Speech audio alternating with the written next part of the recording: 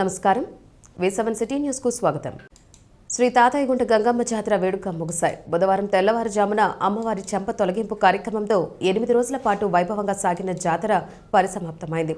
ఆ అమ్మవారి విశ్వరూప దర్శనాన్ని చూసేందుకు రాయలసీమ ప్రాంత ప్రజలు పోటెత్తారు.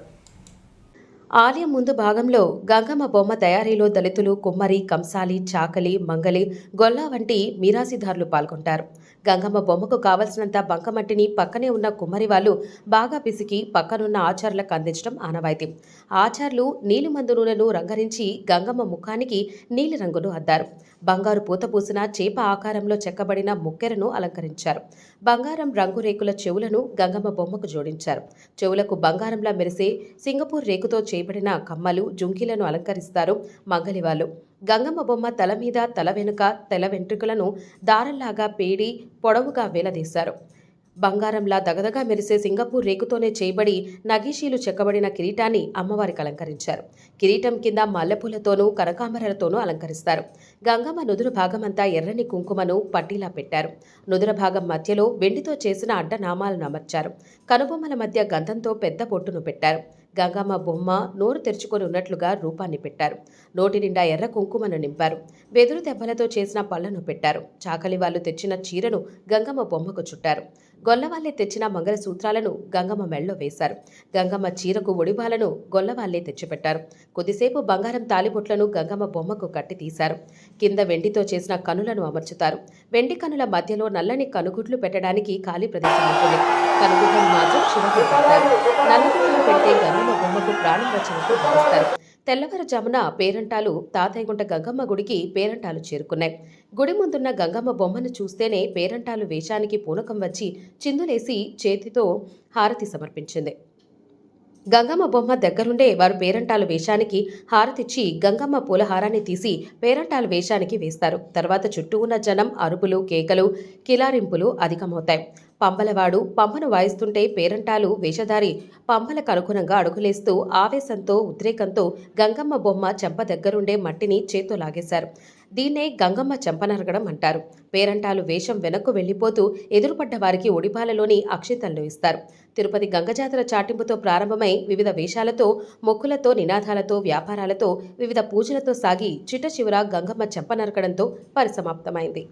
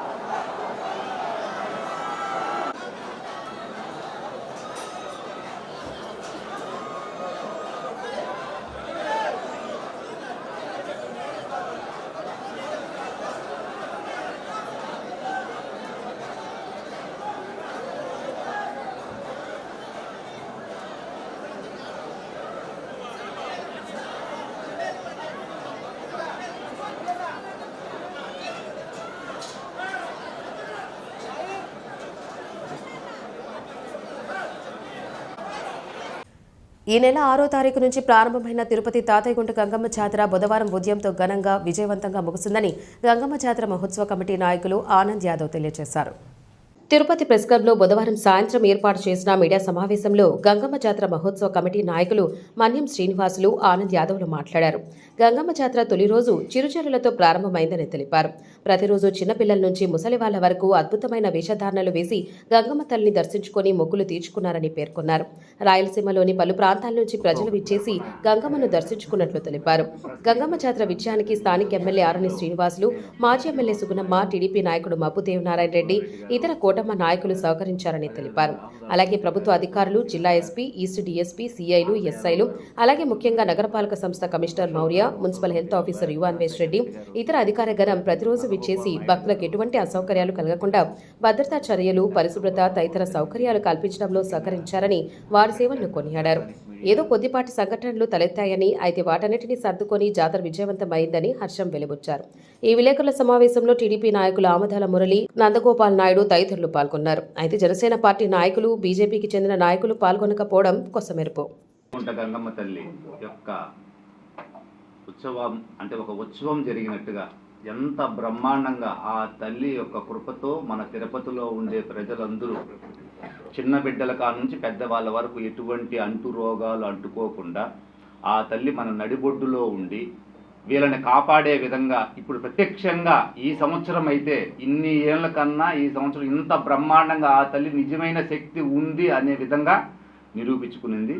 ఈరోజు ఇంత గొప్పగా ప్రతి ఒక్కరూ ఇప్పుడు మీరు మన మీడియా సోదరులు కావచ్చు, పోలీస్ అధికారులు కావచ్చు, మున్సిపాలిటీ వాళ్ళు కావచ్చు, ప్రతి ఒక్కరూ వాళ్ళ చేతనైన సహాయం చేసి అక్కడ చిన్న మిస్టేక్ జరగనీయకుండా అన్ని కవర్ చేసి ఒకటో రెండో మీరు చెప్పిన విధంగా చిన్న చిన్న పొరపాట్లు ఉండొచ్చు, అంతా అయితే బ్రహ్మాండంగా జరిగింది.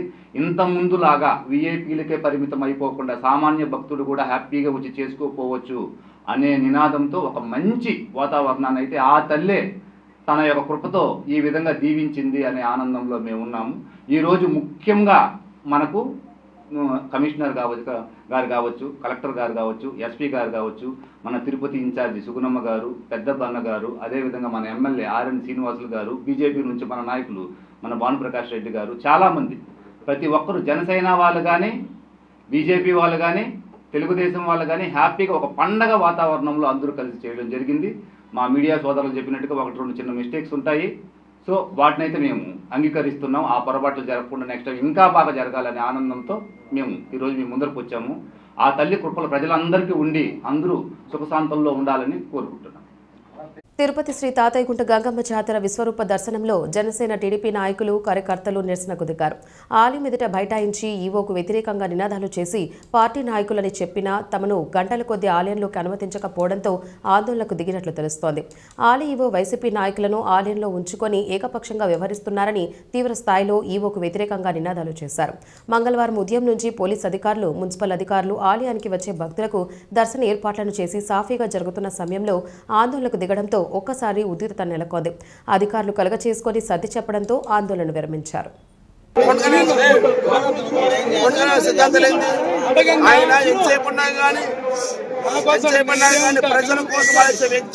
ప్రజల కోసం వచ్చే వ్యక్తిని ఈ రోజు జనసేన బయట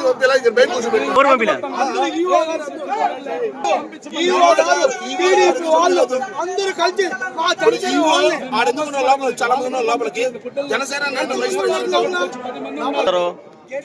అంటే జనసేన పబ్లిక్ కన్నా ఇక్కడ ఈవో ఏం చేస్తున్నాడంటే అతను చొలబోల కోసం ఏం చేస్తున్నాడంటే అతను నచ్చిన వాళ్ళని వాళ్ళు పంపించి సీటు పంపిస్తున్నాడు. వైసీపీ వాళ్ళు లోపల నేను చూపిస్తా, మీరు ఒకసారి వైసీపీ చూడు, నేను చూపిస్తా కావాలంటే కూడా మీరు ఒకసారి కెమెరా చెప్తే వైసీపీ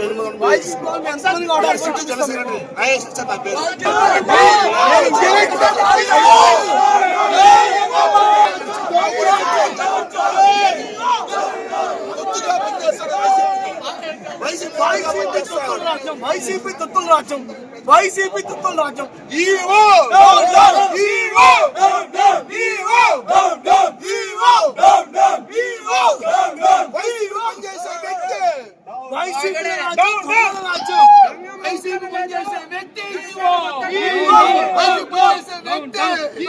తొమ్మలగుంట ప్రాంతంలో కేవీఎస్ పార్క్ అభివృద్ధి కోసం 22 కోట్ల రూపాయలు తుడా నిధులు కేటాయించడం జరగాక దానిని వెనక్కు పంపమని చెప్పడం ఎంతవరకు సమంజసమో టీడీపీ నాయకుడు ఈశ్వర్రెడ్డికి తెలియాలని, అతను తెలిసి మాట్లాడుతున్నాడా తెలియక మాట్లాడుతున్నాడా అనేది స్పష్టంగా చెప్పాలని తిరుపతి రూరల్ మండలం వైఎస్ఆర్సీపీ నాయకులు ప్రశ్నించారు.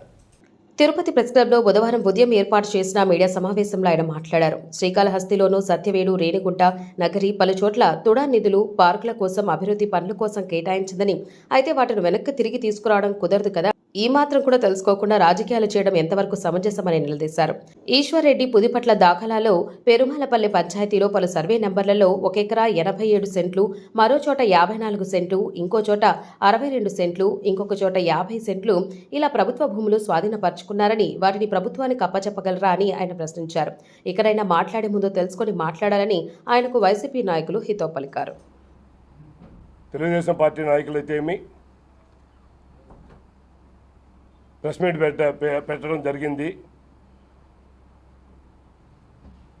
ఆ ప్రెస్ మీట్లో భాగంగా దాన్ని వివరించే దానికోసం అని చెప్పని ఈరోజు రావడం జరిగింది. మేము వాళ్ళు మాట్లాడుతూ ఈశ్వర్రెడ్డి తిరుపతి రూరల్ మండల తెలుగుదేశం పార్టీ అధ్యక్షులు మాట్లాడేటప్పుడు కేవీఎస్ పార్క్ గురించి మాట్లాడుతానే చెవిరెడ్డి భాస్కర్ రెడ్డి గారు ఉలిక్కిపడి ఏదో చేసేశాడు అని చెప్పిన ఉద్దేశంతో ఆయన ఏదో చెప్పబోయాడు. నేను చెప్తున్నా, ఉలిక్కి పడింది ఎవరు అని చెప్పనే దానికోసము తుమ్మలగుంట పార్టీకి అతీతంగా ఎక్స్ సర్పంచులు, ఎక్స్ ఎంపీటీసీలు, సర్పంచులు అందరూ టోటల్గా ఒక చోటకి చేరి ఒక ప్లేస్ వాళ్ళ ఊరు సమస్యలో ఒక భాగంలో ఒక చోటకి చేరి వాళ్ళ సమస్యని వాళ్ళు మాట్లాడుకుంటే వీళ్ళు ఉలిక్కిపడి వీళ్ళు ప్రెస్ మీట్లు పెట్టడం ఏందో నాకు అర్థం కావట్లే. ఆయన ఉలిక్కిపడినాడని చెప్పడం ఏంది? సమస్య ఎక్కడొచ్చింది? మీరేదో అధికార పార్టీలో ఉండే వాళ్ళు ఇప్పుడు ఉండే ప్రజెంట్ ఎమ్మెల్యే గారు ఏమన్నా తుడా చైర్మన్కి ట్రై చేసి ఆయనకి రాకుండా పోయేసరికి ఆ రోజు ఎవరో పేరు అనౌన్స్ చేశారని మీరేదో దిగాల్లో పడిపోయి నేరుగా వచ్చి ప్రెస్ మీట్లు ఏదంటే అది చెవిరెడ్డి భాస్కర్ మీద మాట్లాడేస్తే సరిపోతుంది అనుకున్నాడేమో ఈశ్వరెడ్డి గారు. నాకు అర్థం కాల. ఆయన తెలిసి మాట్లాడినాడో తెలియక మాట్లాడాడో తెలియ.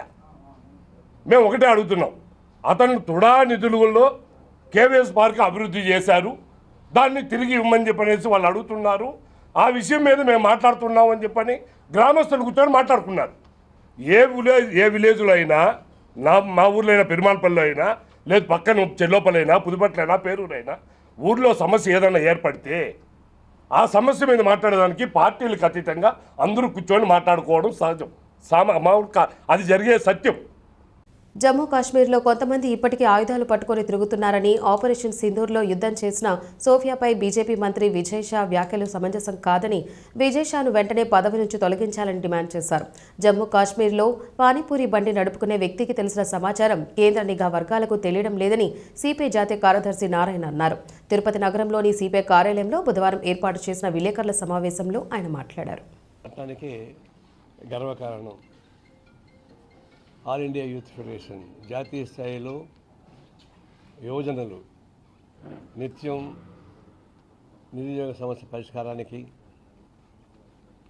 సోషల్ జస్టిస్కి, మతోన్మాద విధానాలకు వ్యతిరేకంగా పోరాటం సాగించేటువంటి యోధులందరూ ఇక్కడికి వస్తున్నారు. వాళ్ళకి అందరికీ స్వాగతం పలకడంతో పాటు వాళ్ళకి 4 రోజుల పాటు ఉన్న సౌకర్యాలు, భోజనాలు అవన్నీ కూడా ఏర్పాటు చేస్తున్నాం. ఒక విధంగా ఇది తిరుపతికి గర్వకారణం. తిరుపతి 2 రకాల, ఒకటి దేవుడి దర్శనం వచ్చేటువంటి జనం రోజు 1 లక్ష మంది వస్తారు. నిన్న జరిగేటువంటి గంగ జాతర 1 లక్ష మంది వస్తారు. రేపటికి కొన్ని వేల మంది దేశం మొత్తం మీదుగా ఈ సమాజాన్ని పూర్తిగా మార్చాలని, లౌకిక వ్యవస్థ ఉండాలని, ప్రతి ఒక్కరికి ఉద్యోగ అవకాశాలు కల్పించాలనేటువంటి దేశ అంశాలను ప్రస్తావించడానికి వస్తున్నారు. దీనిలో కేవలం తిరుపతి ఆధ్యాత్మికవాదమే కాకుండా ప్రగతిశీల ఉద్యమాలకు కూడా ఇది పుట్టినిల్లు. రేపు అలాంటి వస్తున్నటువంటి యువకులకి స్వాగతం అనడం మాకు అదృష్టం. నేను కూడా స్టేట్ యూత్ ఫెడరేషన్ ప్రెసిడెంట్గా కూడా పనిచేశాను. ఇప్పుడు ఆహ్వానించాను కాబట్టి మీతో మాట్లాడాలి. విషయాలు చెప్పాడు కాబట్టి నేను దాని జోలికి పోను. నిన్ననే జస్టిస్ సంజయ్ ఖన్నా రిటైర్డ్ అవుతున్నాడు. కొత్త సీజే వస్తున్నాడు. ఆయన ఒక మంచి మాట చెప్పాడు, నేను ఎలాంటి రాజకీయ పుస్తులు తీసుకుని చెప్పేసి. అదే కావాలా. న్యాయ వ్యవస్థలో ఉన్నటువంటి వాళ్ళు న్యాయ వ్యవస్థ నుంచి రిటైర్డ్ కాక ముందరగానే పాలక వర్గాలని కాకబట్టి ఆ తర్వాత వాళ్ళు రిటైర్డ్ కాగానే రాజ్యసభ సభ్యులుగా, గవర్నర్లుగా, తర్వాత సర్వీస్ కమిషనర్గా, ఇట్లా తీసుకుంటున్నారు. దానివల్ల ఏమవుతుందంటే న్యాయ వ్యవస్థకి కలంకం వచ్చేస్తూ ఉంది. ఇప్పుడు నేను తీసుకున్న జస్టిస్ కన్నా తీసుకునేటువంటి వైఖరి చాలా మంచిది, అది ఆదర్శంగా తీసుకోవాలి అందరూ కూడా. ఒకవైపు జడ్జిగా ఉన్నటువంటి వ్యక్తి గవర్నర్గా పోవడం అంటే దానికి చిన్న కేతా పోస్ట్ ఇది. So judge means president of India, vice president of India, chief justice of India. అది మోడల్. దాని నుంచి రిటైర్డ్ అయిన తర్వాత బాధ్యత ద్వారా చెప్పిన గవర్నర్ రాజ్యసభలో ఎస్ బాస్ అని చేద్దాం, నేను అవమానకారి చర్యగా ఉంటుంది. అది చచ్చిపోతాను ఇక్కడ ఏమన్నా. అందువల్ల దీన్ని నేను హర్షిస్తూ ఉన్నాను, స్వాగతం పలుకుతున్నాను. ఈ సాంప్రదాయాన్ని కొనసాగించాల్సిన అవసరం చెప్పేసి నేను న్యాయ కోవిదులకు విజ్ఞప్తి చేస్తూ ఉన్నాను. అలాగే ఇప్పుడు ఉక్రెయిన్ రష్యా మధ్య యుద్ధ భీకరంగా జరుగుతూ ఉంది. ఇప్పుడు వాళ్ళిద్దరు కలిసి మాట్లాడుకోబోతున్నారు. పుతిన్ గెలిచి ఇద్దరు కలిసి మాట్లాడుకోబోతున్నారు. తర్వాత ఈ